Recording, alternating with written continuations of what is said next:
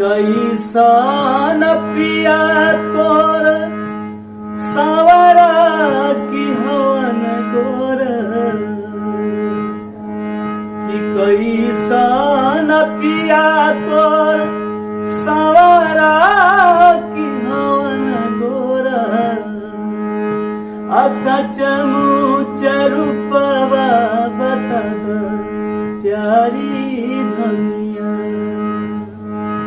जाए के कहब हम तोहरा से नहीं कमा अधिका बुझाई जतना तक प्यारी धनिया। तो प्यारी सुंदरी अपने पति की पहचान बता रही है कि हमारे पति क्या पहने हुए। अरे खूटी पर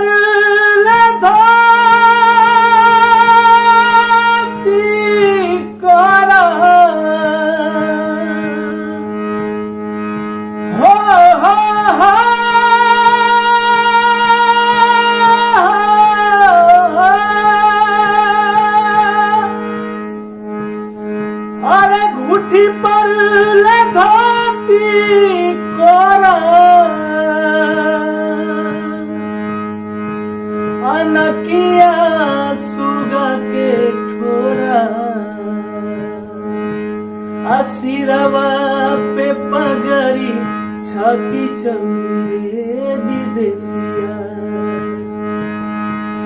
तो भिखारी दादा लिखता रहे कि गवना करा के सैया घरे बैठवलस कि गवना करा के सैया घरे बैठवलस आय अपने गइल पर देशरे विदेशिया आय अपने गइल पर देशरे विदेशिया।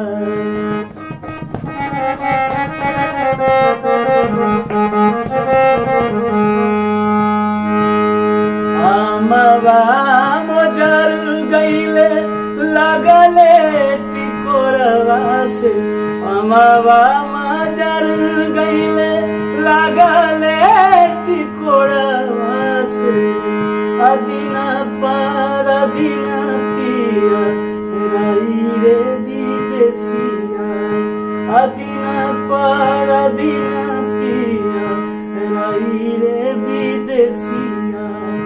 गवना करा के सैया घरे बैठवलस आय अपने गइल पर देशरे विदेशिया आय अपने गइल पर देशरे विदेशिया आय अपने गइल पर